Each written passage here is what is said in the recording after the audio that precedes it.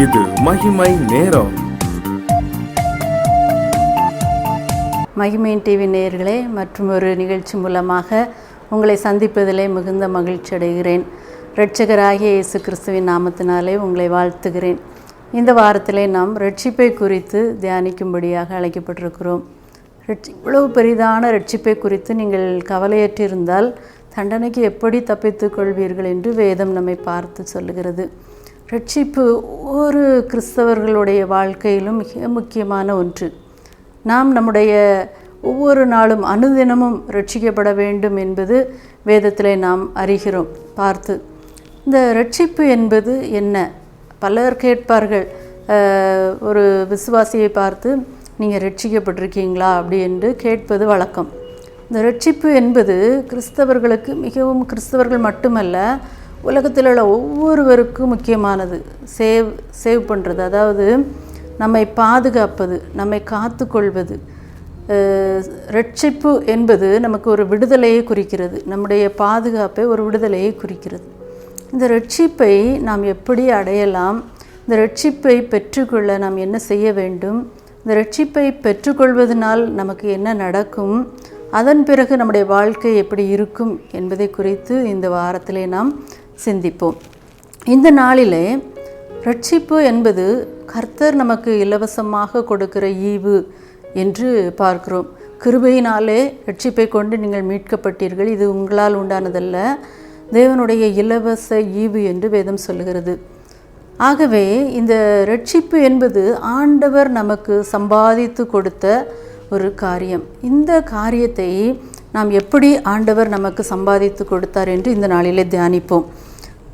எந்த ஒரு உலகத்தில் எந்த ஒரு மனிதர்களை எடுத்தாலும் ஆண்டவருக்கும் நமக்கும் உள்ள ஒரு உறவுக்கு செல்லும்போது, ஒரு ஐக்கியத்திற்குள்ளாக ஆண்டவரோடு நாம் ஆண்டவருடைய சமூகத்துக்கு போகும்போது, அல்லது ஆண்டவரை நாம் நினைக்கும்போது, தேடும்போது, ஒரு சின்ன ஒரு உறுத்துதல், பாவ உணர்வு எல்லா மனிதர்களுக்குள்ளும் இருக்கும். ஆகவே தான் முதலாவது பாவ அறிக்கை ஜெபத்தை நாம் சொல்லுகிறோம்.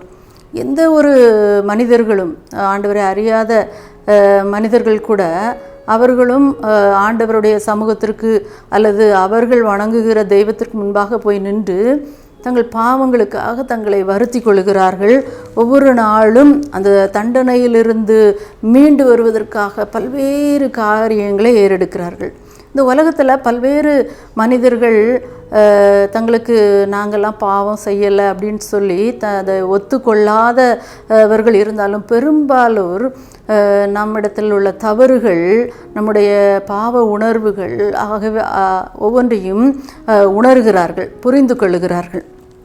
ஆகவே தான் வேதம் சொல்லுகிறது, அவர்களுடைய மனசாட்சியும் கூட சாட்சியிடுகிறதுனாலும் குற்றமுண்டு குற்றமில்லை என்று அவர்களுடைய சிந்தனைகள் ஒன்றையொன்று தீர்க்கிறதினாலும் நியாயப்பிரமாணத்திற்கு ஏற்ற கிரியை தங்கள் இருதயங்களில் எழுதியிருக்கிறது என்று காண்கிறார்கள். ரோமர் 2:15 இவ்வாறு சொல்லுகிறது.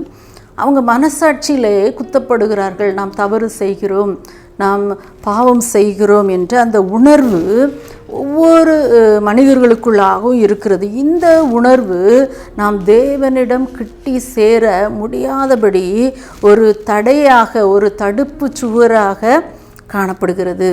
நாம் தேவனோடு ஒப்புரவாகும் அந்த நேரத்தில் யோசிக்கும்போது அந்த பாவ எண்ணங்கள், உணர்வுகள் அல்லது நம்மிடையே காணப்படுகிற ஆண்டவருக்கு பிரியமில்லாத காரியங்கள் அது அரணாக காணப்படுகிறது.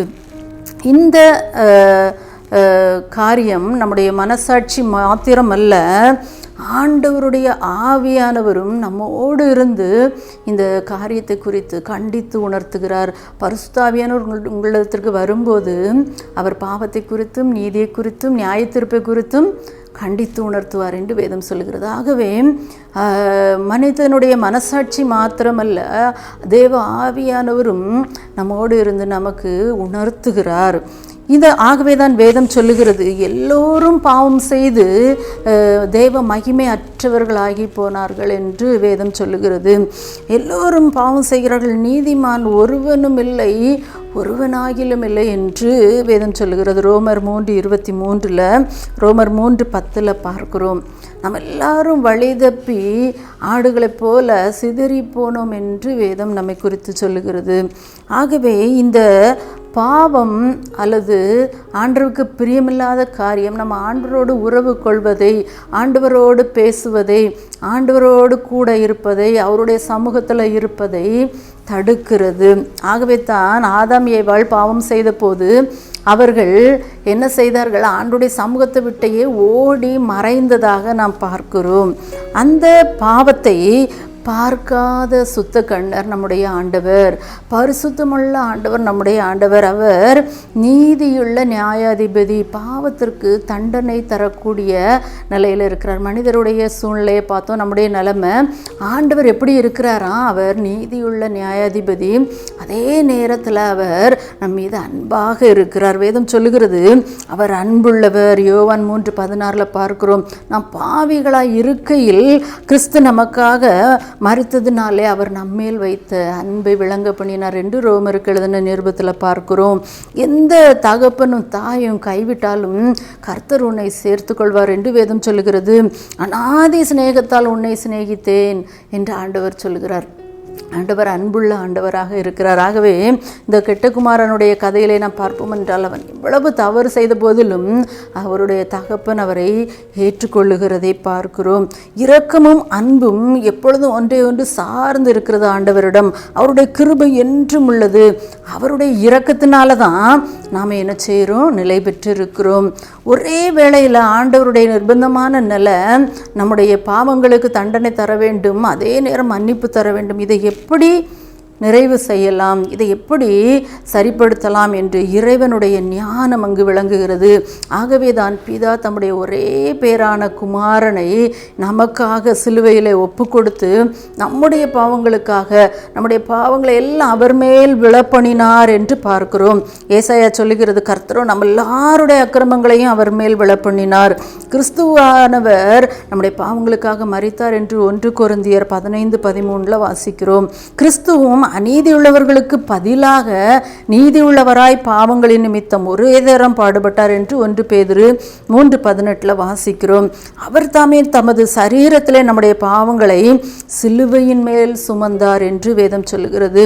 அது அப்படிப்பட்ட காரியம் தேவ பலனும் தேவ ஞானமுமாக நமக்கு இலவசமாக ரட்சிப்பை சம்பாதித்து தருவதற்காக ஆண்டவர் சிலுவையிலே தன்னை பலியாக ஒப்பு கொடுக்கிறார். ஆகவே தான் பவுல் சொல்லுகிறார், நானோ நம்முடைய கர்த்தராகிய இயேசு கிறிஸ்துவின் சிலுவையை குறித்தே அல்லாமல் வேறு என்றே குறித்தும் மேன்மை பாராட்ட மாட்டேன் என்று சொல்லுகிறார்.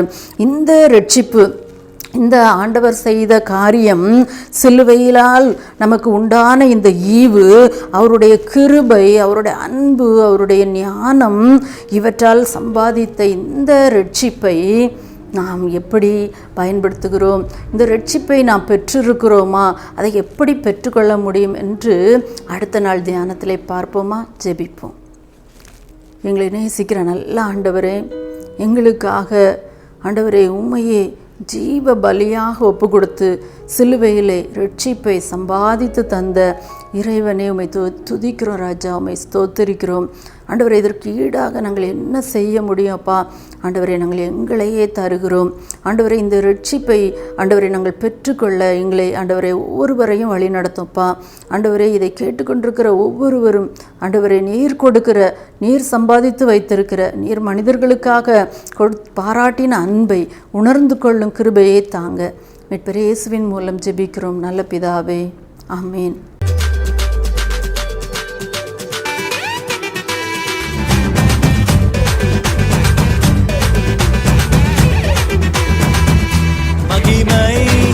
மகிமை